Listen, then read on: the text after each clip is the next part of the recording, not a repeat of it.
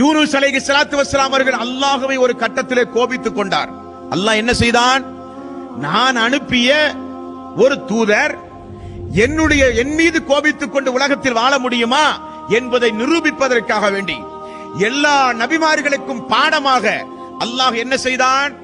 அவரை பிடித்து ஒரு மீனுடைய வயிற்றில் மீனில் விலங்க வைத்து மீனுடைய வயிற்றிலே அல்லாஹ் ரப்பல் ஆலமீன் சிறை வைத்தான். வயிற்றில் இருந்து கொண்டு யூனுஸ் அலைஹிஸ்ஸலாத்து வஸ்ஸலாம் அல்லாஹ்வை தஸ்பீஹ் செய்த ஒரே காரணத்தினால் அல்லாஹ் சொல்கிறான்.